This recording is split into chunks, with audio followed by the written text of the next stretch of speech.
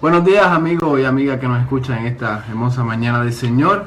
Este es su programa Sola Escritura, la voz de la Reforma Protestante de la región. Yo les invito a que esta media hora usted nos acompañe a estudiar la única regla de fe y de conducta, la inerrante e infalible Palabra de Dios. Este que les habla es el pastor Brasny López de la Iglesia 1 Reformada UPC en el pueblo de Arroyo. Y como siempre estoy acompañado del anciano Jonathan Layana. Saludos, Dios les bendiga a todos. Ahora bien, en esta mañana vamos a estar tocando lo que es el tema de la adoración en el servicio. Hemos visto en estos últimos siglos, ¿verdad?, con el modernismo y el posmodernismo, que vamos a diferentes iglesias y tienen diferentes maneras de adorar. Pero tiene que haber algo que regule la adoración. Tiene que haber algo que nos diga a nosotros cómo debemos adorar al único Dios verdadero. Porque no es posible que hayan distintas maneras de adorar. No es posible. Muchos dirán, no, eso se lo dejó, Dios lo dejó abierto a la merced del hombre, para que el hombre, según así entienda, adore a Dios. Pues yo les digo que eso es incorrecto. Tenemos una regla de fe y de conducta. Tenemos la palabra de Dios que nos dice a nosotros cómo adorar a Él. Y nos unimos a las palabras de John Calvino, donde decía que si ¿verdad?, partiendo de la caída del hombre, de la depravación total del hombre, él dice que es imposible que Dios le haya dejado al hombre la libertad de adorarle como le plazca. Al contrario, si Dios nos dejó a nosotros pecadores imperfectos la libertad de adorarle, lo vamos a hacer mal. Por lo tanto, la palabra de Dios es la guía, Él es el estandarte.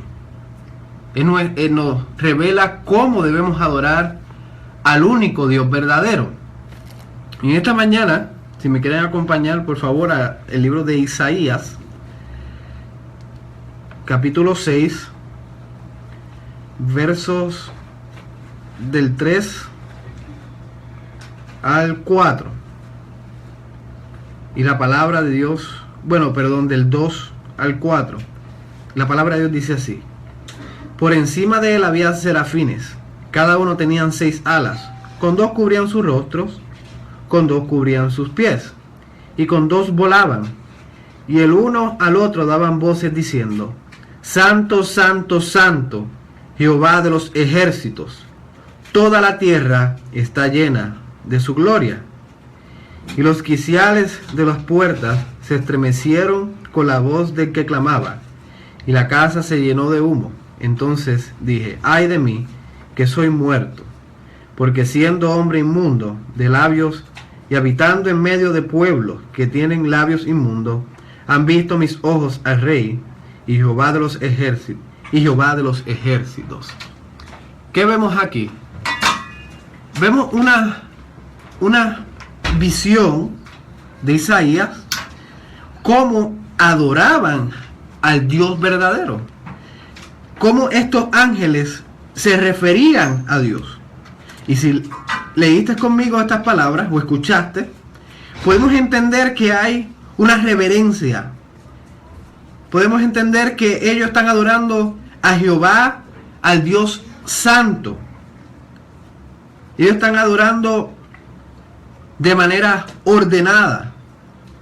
Y muchos dirán, pero esto no tiene que ver con la iglesia. Bueno, la iglesia en sí, en la adoración, tiene que ser como una pizca, un pedazo de lo que va a ocurrir en la eternidad, en el cielo, donde vamos a adorar a Dios por toda la eternidad, y la tierra nueva y el cielo nuevo.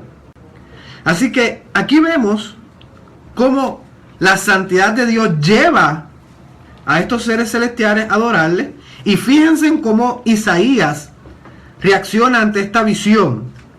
Dice: ay de mí, que soy muerto, porque siendo hombre inmundo de labios y habitando en medio de los pueblos que tienen labios inmundos, han visto mis ojos al Rey, Jehová de los ejércitos. Aquí vemos la reacción de Isaías ante la santidad de Dios.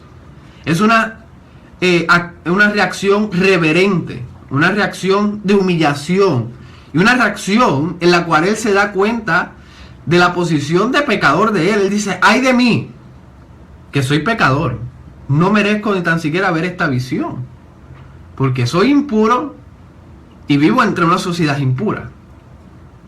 O sea que la reacción ante la adoración siempre tiene que ser de humillación, reverente.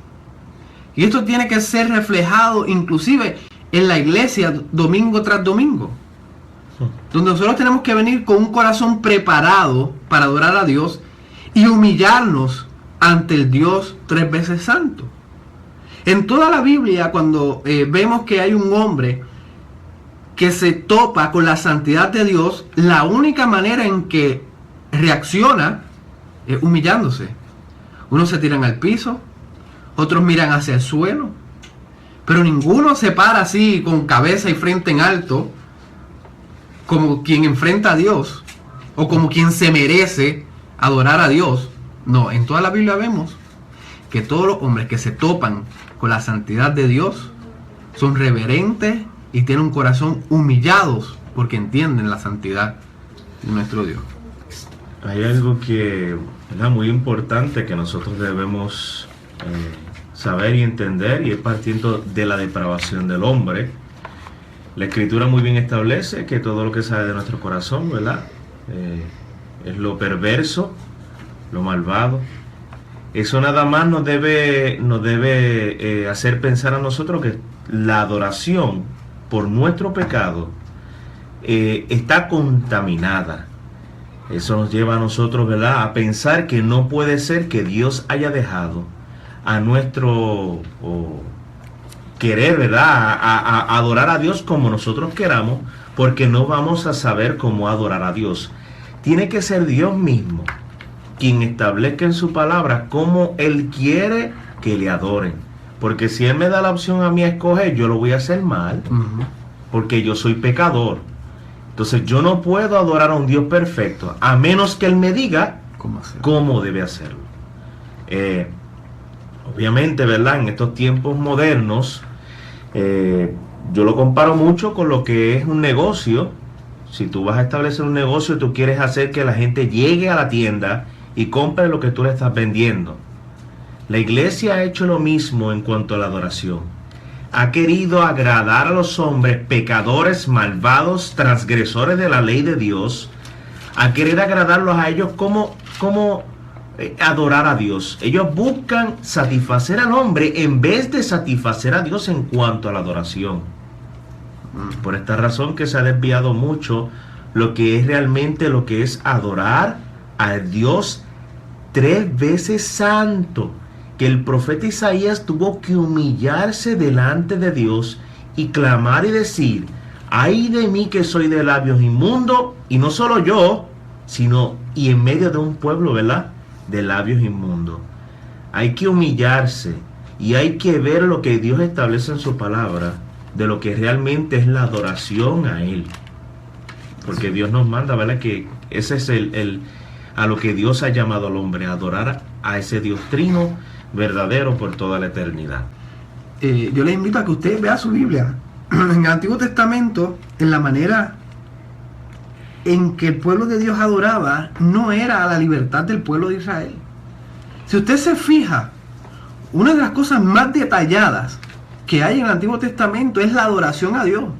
Dios le da exactamente al pueblo de Israel cómo se le debe adorar a Él, cómo se le debe acercar a Él, cómo se le debe hablar a Él. Muchos dirán: pero eso es el Antiguo Testamento. Escúcheme, nosotros tenemos un Dios, un solo Dios, que es el mismo ayer, hoy y siempre. Usted no puede separar el Antiguo Testamento del Nuevo Testamento. Eso es un gran error. El mismo Dios del Antiguo Testamento es el mismo Dios del Nuevo Testamento. El mismo Dios que ordenó cómo adorarle en el Antiguo Testamento es el mismo Dios que nos dice cómo adorarle en el Nuevo Testamento por medio de Cristo Jesús. No se le puede separar una cosa de la otra. El pueblo de Israel se puede decir con mucha certeza que es la iglesia del Antiguo Testamento. Y sabemos que en el Nuevo Testamento todo aquel que es redimido por la sangre de Cristo Jesús es la nueva Israel, la nueva Jerusalén, es la iglesia de Dios. Por lo tanto, se le adora según su palabra nos estipula que debemos de adorar. Porque así Dios lo ha determinado. Ahora, muchas personas o muchas iglesias dedican su tiempo a estudiar muchas cosas, pero al parecer no han tomado el tiempo para estudiar si estamos adorando bien a Dios, al Dios. O sea, muchos han tenido la idea de que Dios es un Dios informal, y así se ve reflejada la adoración en la iglesia como si estuviéramos adorando a un Dios informal. Entonces llegan a la iglesia de manera informal, obviamente de manera irreverente, que es un pecado acercarse a Dios de manera irreverente, para allí entretenerse, a ver qué es lo que sale hoy de aquí, a ver qué es lo que cómo me motivan hoy en la iglesia. Como si Dios fuera el pana de toda la vida. De hecho, ni eso, porque el que va a mi casa tiene que seguir lo que yo... Exacto, es un buen punto. Lo que ya está establecido en mi casa. O sea, la persona no llega a mi casa a hacer lo que le venga en gana a mi casa. Tiene que mirar y ver qué es lo que yo he establecido en mi casa para entonces él decir, espérate, a Jonathan no le gusta esto, déjame ver. Y lo mismo pasa con Dios. Y sobre todo, mucho más. Nosotros no vamos a la casa del Señor a adorar como a mí me vengan gana. Así es. Y aquí vemos que Dios no es un Dios. No, mira, la palabra dice Dios. Dios es celoso. Dios no es nuestro amigo de toda la vida, de pana. Dios es Dios. Y hay que acercarse a Él con reverencia, con temor y con hermosura. De otra manera no podemos acercar a Él. ¿Cómo yo me voy a acercar a un Dios de la manera en que a mí se me pegue la gana? De manera informal, cuando sabemos que es un Dios formal, un Dios de orden, un Dios que es amor y fuego consumidor.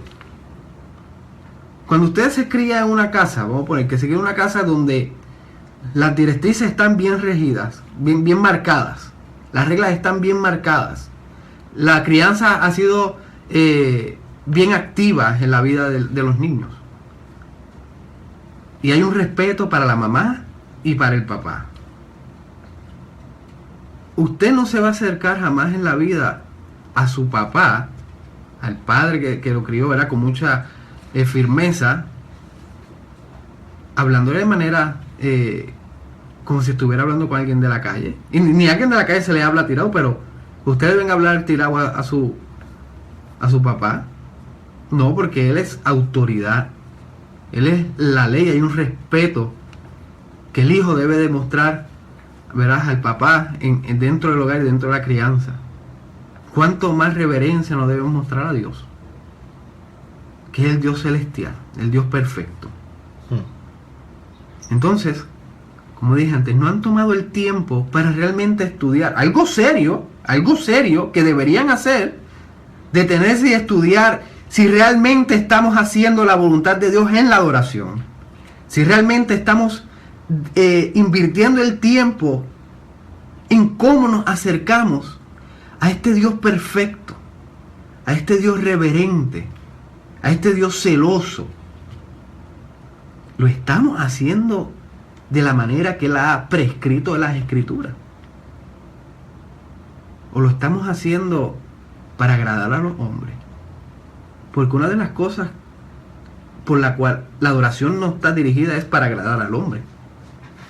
La adoración cada domingo no es para el entretenimiento de las personas. La adoración cada domingo es para adorar a Dios, exaltar el nombre de Cristo Jesús y beneficiarse de eso. Beneficiarse de la palabra de Dios, de la predicación, de la oración, de los sacramentos. Pero jamás en la vida el servicio al Dios verdadero va dirigido a los hombres. Va dirigido solamente, exclusivamente para adorar a Dios. Y hacer lo contrario va en contra de la revelación de Él. Ahí, para añadir, pastor, para 1534, ¿verdad? Donde la iglesia reformada estaba levantada proclamando la verdad del evangelio, y sobre todo todas estas cosas que se estaban definiendo, ¿verdad? Y una de ellas era lo que era el culto público, servicio público, que era la reunión de los santos de la iglesia, y ellos empezaron a definir realmente cómo era que se debía adorar a Dios. Y uno de esos grandes reformadores, ¿verdad?, dice: el fin o diseño de este mandamiento es que el verdadero Dios sea adorado de una forma apropiada, que sea agradable a Él, y no con una adoración que se base en la imaginación e invención del hombre. Que el culto a Dios así prescrito sea perseverado, puro e incorrupto. ¿Verdad? Y eso, obviamente, partimos de que nuestra naturaleza caída no nos va a permitir a nosotros adorar a Dios como Él quiere, sino que la Escritura que establece muy bien, con orden, como muy bien Pablo dice en una de sus cartas, que Dios, siendo un Dios de orden, ¿verdad?, Él pide y exige en la carta de Corintios que se hagan las cosas con orden, que se le dé reverencia a Dios. Si se va a cantar, que se cante cánticos que adoren a nuestro Dios, que se predique el evangelio, el verdadero evangelio, que la palabra sea bien trazada, que la iglesia escuche en todo el servicio esa palabra que es dirigida a Dios, que se lea la escritura, todas esas cosas, ¿verdad?, los elementos de lo que es el servicio al único Dios verdadero. Y no es algo que vamos a buscar: yo voy a la iglesia y a buscar a ver cómo me siento. No, yo voy a la iglesia usando mi razón, que a quien yo voy a adorar es a Dios, y yo tengo que ir preparado a humillarme, porque yo delante de Dios soy nada, soy un pecador redimido por su gracia. No soy alguien que como quien tengo autoridad, o como quien tengo el derecho de exigirle a Dios ciertas cosas, no sé qué, sino todo lo contrario, que ese Dios que me salvó es el mismo Dios que puede, ¿verdad?, es el mismo Dios que va a condenar a los hombres a la destrucción eterna, porque Él es santo. Amén. Y Él es el único que merece la adoración. La adoración es solamente a Dios y no a los hombres. Y esto se ha perdido en el transcurso de los tiempos. Hoy usted entra a una iglesia y usted parece que está entrando a un concierto en algún coliseo, con luces, con humo, 5 personas cantando de frente a la iglesia,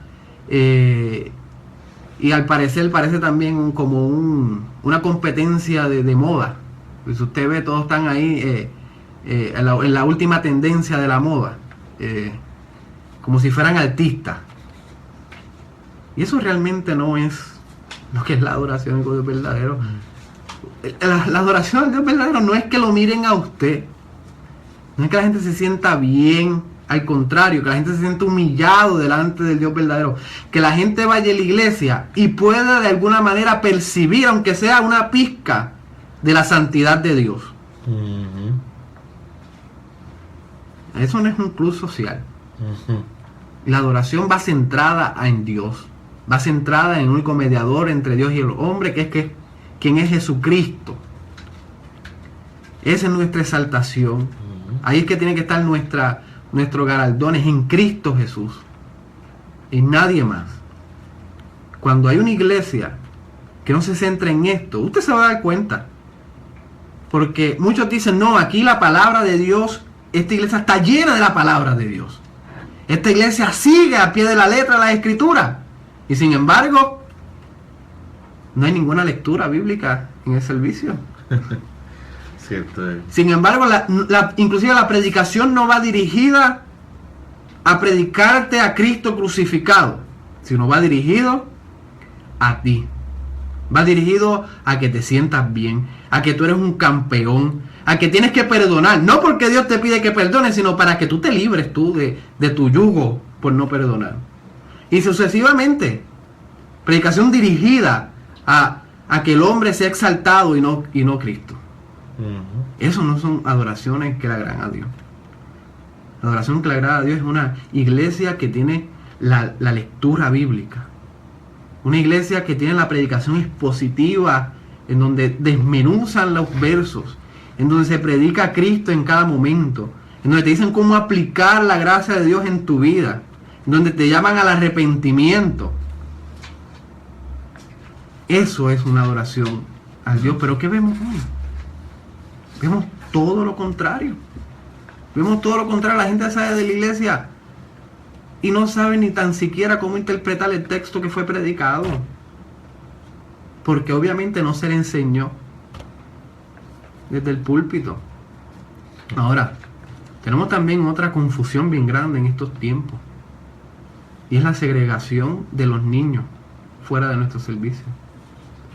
He visto iglesias que en algún momento del servicio paran el servicio y llaman a los niños hacia adelante. Y entonces leen el hermoso texto de la palabra de Dios que dice: dejen los niños venir a mí. Oran por los niños, sin embargo los despiden del servicio. Pero no me estás leyendo que dejen que los niños vengan a mí y le estás despidiendo del servicio. Cuando la única manera en que el niño pueda aprender cómo adorar a su Dios, cómo adorar al Dios de sus padres, es mirando precisamente a sus padres. Y adicional de que lo estamos exponiendo a la exposición de la palabra, lo estamos exponiendo a la vida de la adoración domingo tras domingo. ¿Cómo es que vamos a excluir a nuestros niños de adorar como se debe adorar? De hecho, Dios no dejó a la disposición del hombre, ¿verdad? La decisión del hombre de cómo debía sacrificar un animal en el Antiguo Testamento para rendir, ¿verdad?, servicio a Dios, sino que tenía que seguir al pie de la letra lo que Dios había establecido de cómo se debía, sacrificar el animal. Igual a Noé le dio las especificaciones de cómo debería construir el arca. También el arca del pacto tenía que ser construido de acuerdo a lo que Dios había establecido. Todo en la escritura, en cuanto a la adoración a Dios, Dios lo establece bien claro. Todo lo que Dios exigía de su pueblo y cómo debía de hacerlo era establecido por Él. No era que el pueblo de Israel era tan inteligente y tan sabio que sabía cómo adorar a Dios y cómo hacer las cosas. No, era Dios quien le decía al pueblo de Israel de cómo debía de hacer las cosas para así darle servicio y culto al Dios verdadero. Igual que Elías, cuando hace el holocausto frente a los profetas de Baal, Dios muy bien le dice a Elías cómo iba a hacer el holocausto y qué cosas él iba a hacer. Y así mismo hizo Elías, y entonces descendió fuego del cielo, ¿verdad?, como ha establecido la escritura. Y podemos ver todas las cosas de cómo Dios le ha dado órdenes y ha estipulado las cosas a sus siervos y a sus profetas, apóstoles. No se ha dejado a la imaginación del hombre de cómo debería de adorar a Dios, sino que Dios claramente todo lo ha establecido. Habíamos estado, antes de que Jonathan trajera su comentario, habíamos hablado de los niños, cómo están siendo excluidos de la adoración, cuando inclusive Pablo en sus cartas podemos inferir que nunca los excluyó del servicio, sino que los contó como parte de la iglesia. Efesios 6:1, donde le da instrucción a los padres, a los hijos y a los padres, ¿verdad?, de cómo relacionarse entre ellos, cómo disciplinarlos. O sea, estaban contados ellos dentro de la iglesia. El mismo Cristo dijo dejad que vengan a mí, no se lo impida. Y sin embargo los sacamos de la exposición de la palabra de Dios. Otra cosa es la música. La música ha estado tan centrada en estos últimos siglos al hombre. Ha estado tan centrada en arrebatarle a Satanás, en quitarle, en millones de cosas que se inventa el hombre. Cuando la adoración debe ser también centrada en Dios, que tenga una teología, donde la gente pueda aprender inclusive acerca del carácter de Dios por medio de los himnos. Pero no, está centrado en Dios, que si levanto mis manos, todas esas cosas que realmente no hablan del carácter de Dios, que realmente no representan el pecado en nuestras vidas y lo grande que es nuestro Salvador, sino que se van para la motivación de quién, del hombre. Al fin y al cabo, ¿qué concluimos? Que hoy día la adoración está centrada en el hombre y no en Dios. O sea, sí. Y mi llamado es a que nos está escuchando, si es pastor, si es líder de su iglesia, o si va a alguna iglesia, exija de que la adoración cambie, que la adoración se reforme, que la adoración vaya dirigida a Cristo Jesús y a más nadie.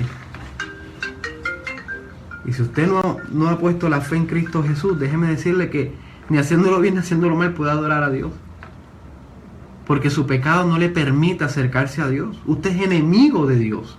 Por lo tanto, por eso es que Dios envió a su Hijo Jesucristo para morir en la cruz del Calvario, para vivir la vida que usted y yo no podemos vivir y pagar la deuda que usted y yo no podemos pagar en la cruz del Calvario.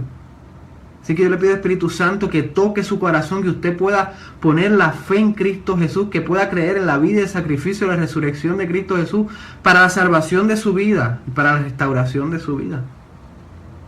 Es Cristo Jesús el único que puede transformar y darnos salvación, perdón y vida eterna. Oramos. Amado Padre y Dios, Señor Todopoderoso, gracias por esta mañana, mi Dios. Te pedimos que tú seas tocando corazones, aquellos corazones que aún no han puesto la fe en ti, que tú los traigas a tus pies humillados, suplicando tu perdón.